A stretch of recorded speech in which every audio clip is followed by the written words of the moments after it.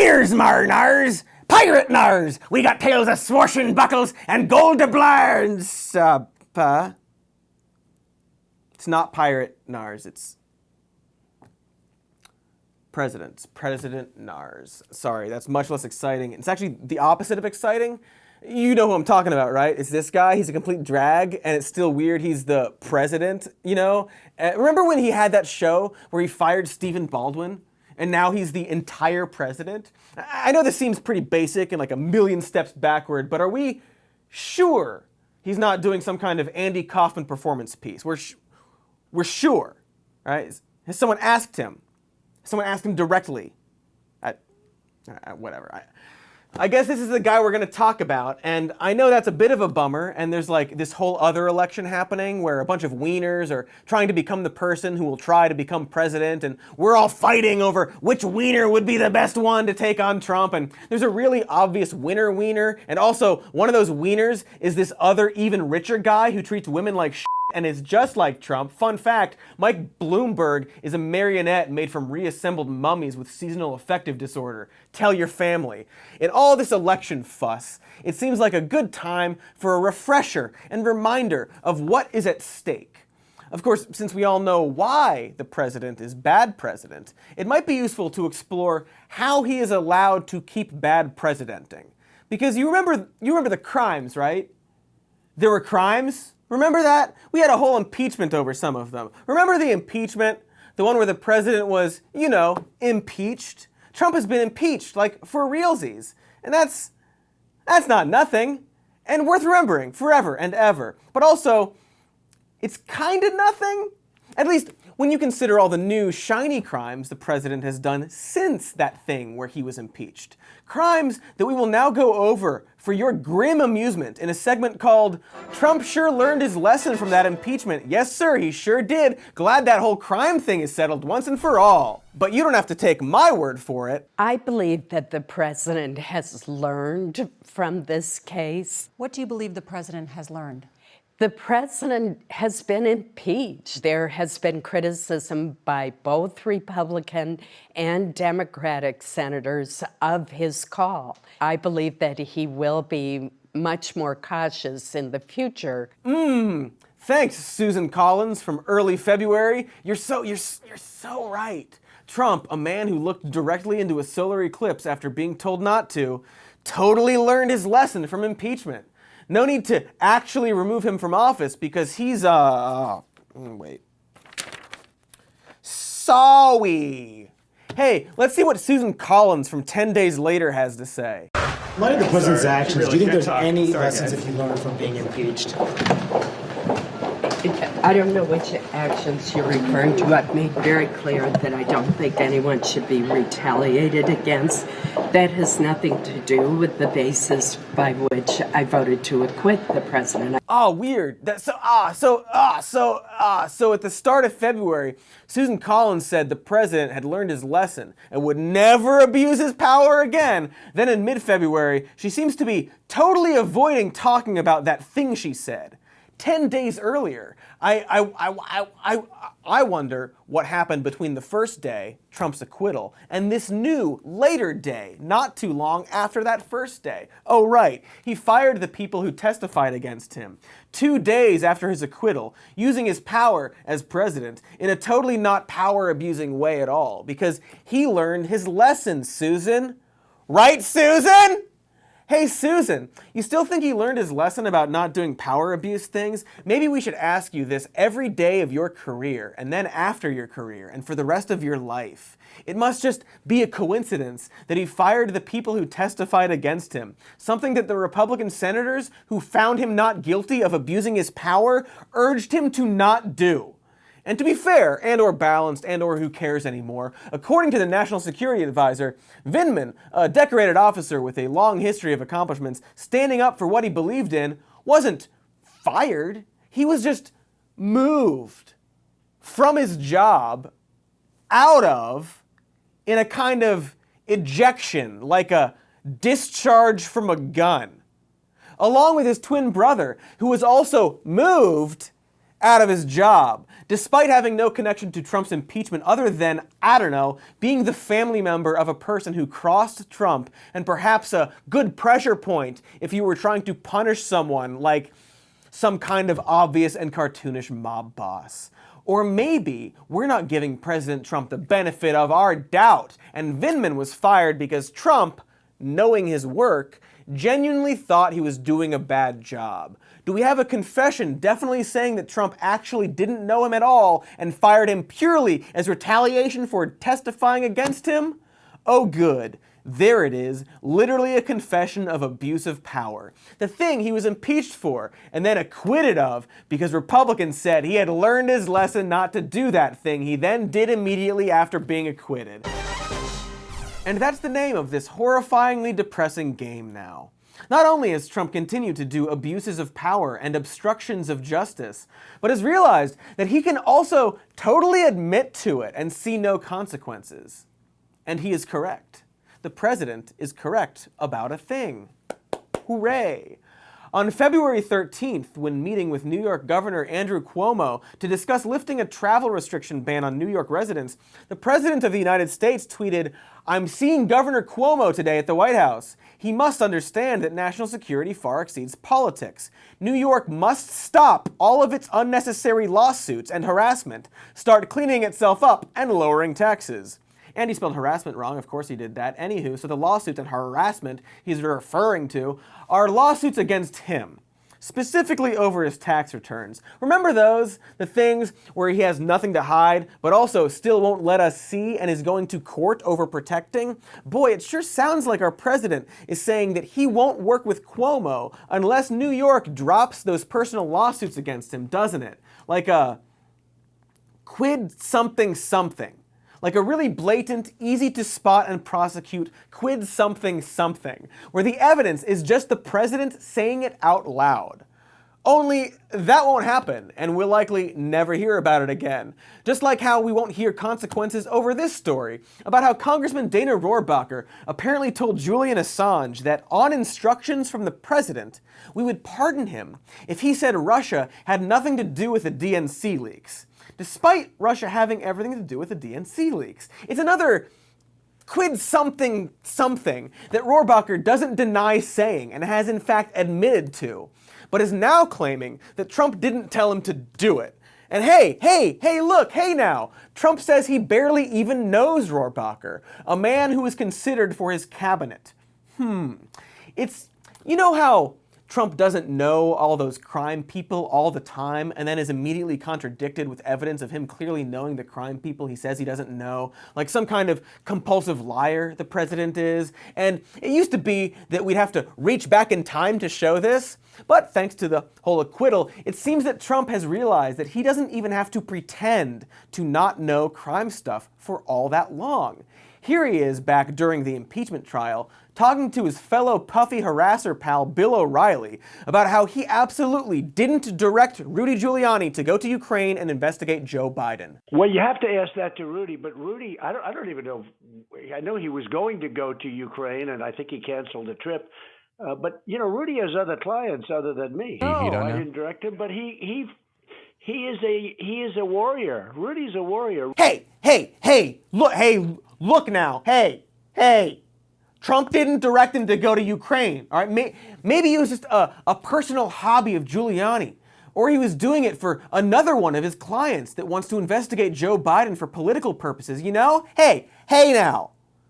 So that was his stance, and part of his defense during the trial, which he was then acquitted for. And then 8 days after that said this. Was it strange to send Rudy Giuliani to Ukraine, your personal lawyer? Are you sorry you did that? Not at all. Rudy was a great crime fighter. You know that maybe better than anybody. Yeah. Hey, look, it's the president of a country literally confessing to a thing he said he didn't do days earlier as defense during a trial for a crime. People were like, hey, you did this thing that led to a crime. And he was like, nah, man, I didn't do that thing. You're crazy. And then a bunch of demented suits were like, yeah, we agree. He didn't do that thing. And then days later, he was like, oh, I mean, yeah, I actually did that thing. But whatever, goes. Thanks for the pass. Trump 2020. And then the world just kept on going, as if that wasn't totally messed up and enough to sink any other president before this forsaken year. For the people who've always understood the objective reality that Trump was guilty, but also realized that there was nothing anyone would do about it, this is probably no surprise. But it's kind of chilling to realize that Trump is also one of those people. He knows he's guilty, and he knows it doesn't matter. He's a teenager learning that adults can't legally hit you despite how much you harassed them. A house cat discovering that no matter where it shits, someone will pick that up.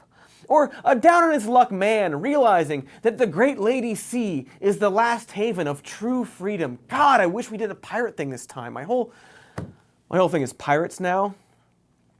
We read headlines about how the DOJ has suddenly reduced Roger Stone's prison sentence while the president and guy Roger Stone worked for and helped the campaign of tweets out a direct attack and obvious lie about the people who prosecuted him, causing them to quit the case. A bold-faced and undeniable act of obstruction of justice and corruption by the President of the United States in the light of day.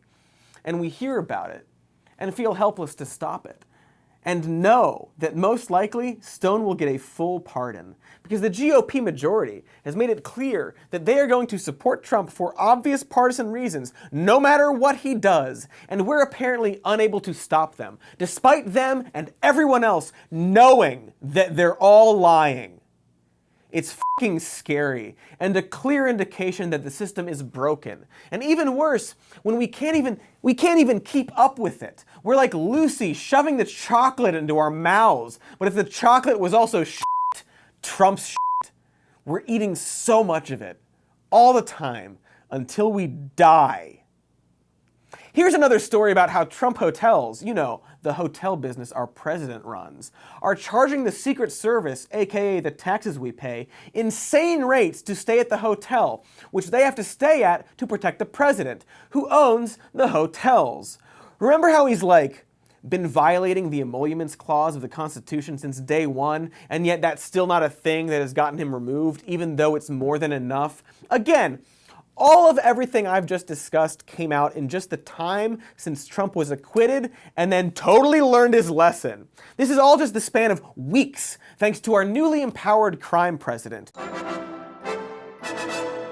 And again, still wouldn't be surprised if this is some performance art piece. And if it is, I guess I thank you, Mr. President, for pointing out how our government is so broken that the power of the executive branch was kept at bay by a goddamn honor system this entire time. Something is broken, and as we all know at this point, that thing goes far beyond one ragey weirdo pratfalling into the Oval Office. Specifically, we now know that the impeachment process is an absolute joke. The thing many assumed would save us from a blatantly corrupt president, grifter, didn't work. Our brakes have failed, and we are careening toward the rocky cliff, wondering if it would be better to at least swerve into a tree. This tree. Fun fact, Mike Bloomberg is a literal tree that came to life thanks to a magic top hat filled with NDAs. Pass it on. So what happened? What needs to be fixed? Let's assume, happily and for a moment, that Trump won't last the next election, and the country will quietly move on like a hungover guy sneaking out of the aquarium with eel bites on his junk. Like this totally hypothetical man realizing that his sexual attraction to longfish just isn't worth the ensuing medical bills. We too can learn from our embarrassment in part 2 of today's video, coming right up after a word from me. Hey folks, do you like wireless earphones from a company co-founded by Ray J? Well, guess what? Hi! We teamed up with Raycon, and they're offering everyone watching this video 15% off your order. Just click on the link in the description box. But don't take it from me, take it from our new mascot, Rayconi the Earbudsman. Raycon's stylish earbuds start at about half the price of any other premium wireless earbuds. They sound real good. Their latest model, E25, has 6 hours of playtime, seamless Bluetooth pairing, more bass, and colors. Look, here are mine. I use them for listening. They let me listen to sounds in my ears. The compact carrying case can charge earbuds 4 times on a single charge.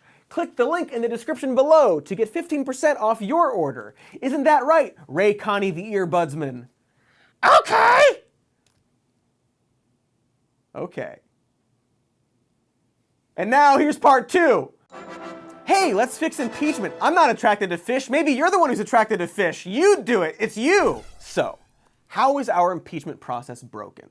Well, for starters, it technically isn't.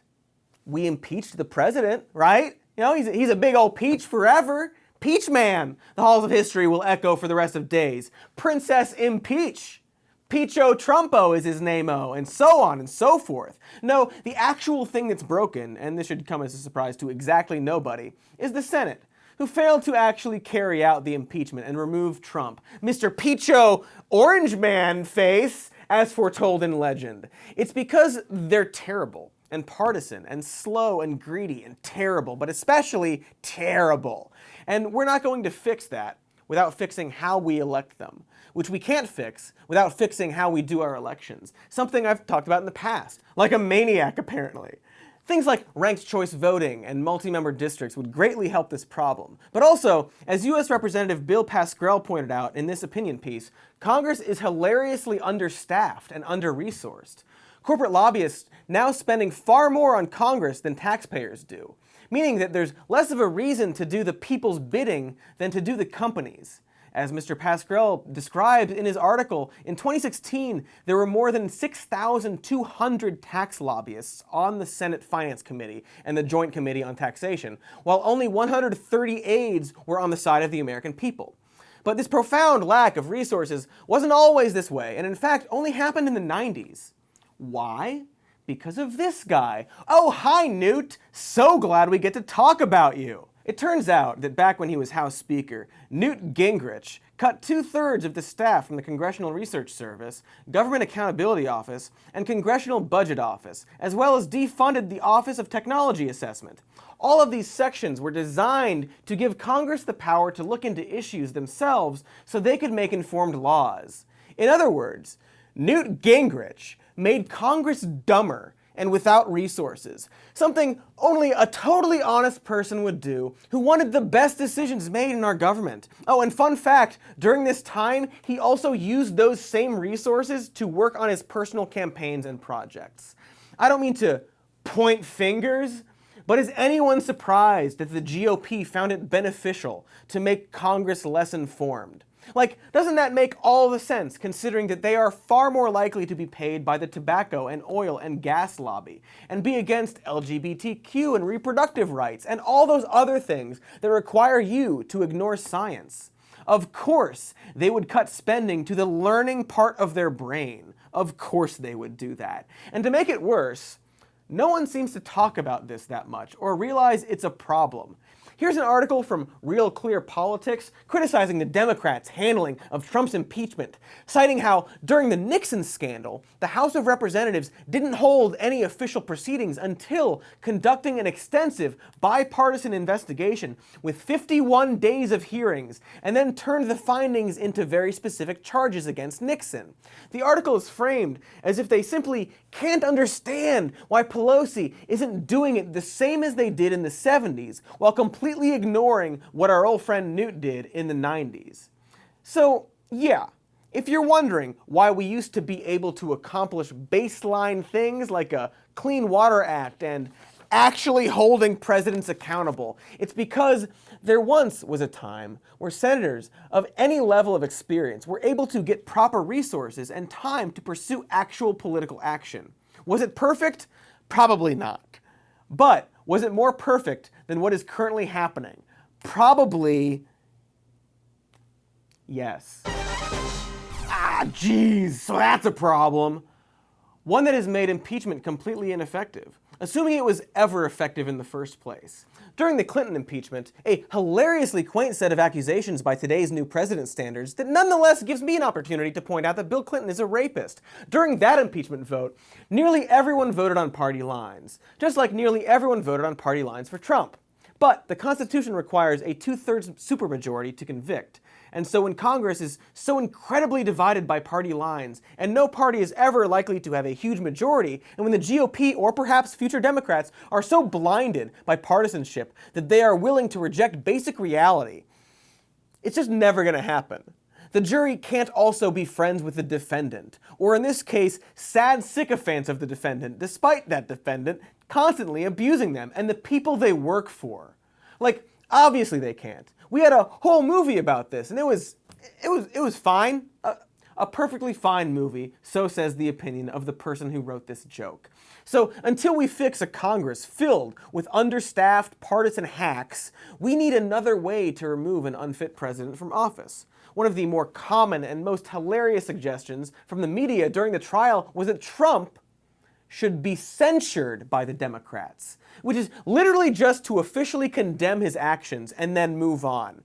It's a great alternative, Washington Post, thank you, who added that impeachment was terrible for the country and that we should instead make a formal complaint against the president, who would totally stop doing crimes if we just scolded him for it. Great thinking there. It's weird how many opinion articles are out there trying to convince people that a symbolic gesture will totally make a difference and cause Trump voters, many of whom are convinced there's a deep state conspiracy against their president as foretold by the sage words of 4chan, to see the error of their ways. No, perhaps we should brainstorm some solutions to actually make a difference. Just a thought. Politico had a novel idea, which was to ask a group of legal experts with advanced knowledge of the Constitution what we should do. You know, the kind of people who at one point might have been able to work in Washington back when they liked having smart people around. Their solutions address two really obvious problems with the Trump impeachment process: the blatant partisanship in the Senate, and the fact that people could just ignore subpoenas for some reason. And hey, maybe they shouldn't be able to do that.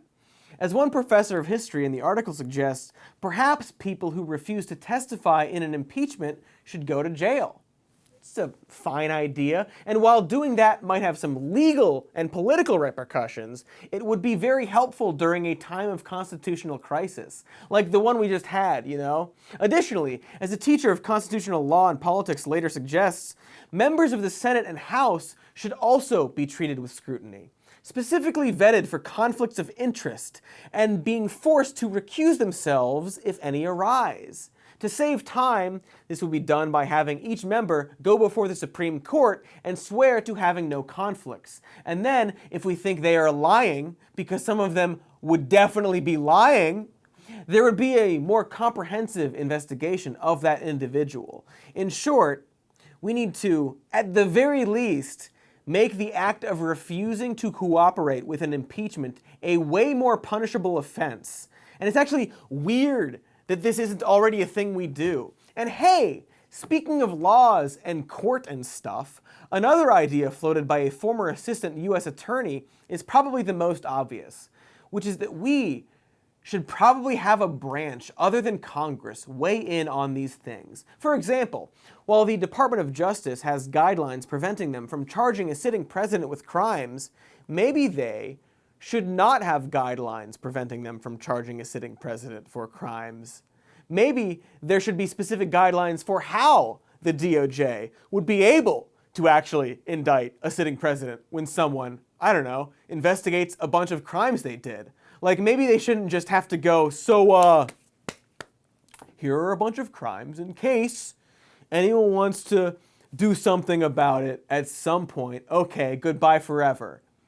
That would be an easy fix, huh? Or hey, maybe the Supreme Court could get involved. It's not a crazy idea, as Alexander Hamilton mentioned in the Federalist Papers. It was considered, saying, would it have been an improvement of the plan to have united the Supreme Court with the Senate in the formation of the Court of Impeachments? This union would certainly have been attended with several advantages, before adding, but nah, let's not do it, and then singing about Yorktown or whatever that crazy kook did with his time. And as a constitutional law professor notes in that Politico article, the Founding Fathers ultimately assumed that members of Congress would naturally reject any president that abused his power despite party lines, which is just adorable.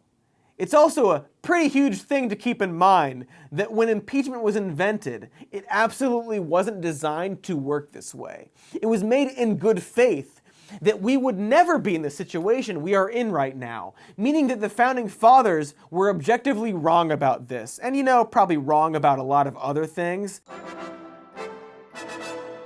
So there's no question here that this does need to change, and soon, because whether or not we vote Trump out, he's made it extremely clear to any future grifter that the buffet is wide open. And in this current broken-ass system, it is extremely easy to get away with whatever you want, no matter how badly of a dumb liar you are. And so, if the best-case scenario happens, and he is elected out, one of the first orders of business really needs to be, how can we make sure that doesn't happen again? And if we can't fix that, then I don't know, maybe let's not have a government. No more government. Just toss it out and go by some kind of, like a code instead. Like a pirate code. Yeah, but we're forming a pirate brethren where we settle disputes through clashing steel and a hearty jig. Weigh anchor and send that Jolly Roger a-flapping in the tall winds. No presidents, and all the gold and rum and beautiful, sexy fish we can lay our hands on. See, I got us back to pirates. The transition was a little sweaty, but I got us there. It's a callback, you see. And I got the fish sex thing in there too, for levity, because everything I said was terrible and depressing. I hope you enjoyed it as the credits roll.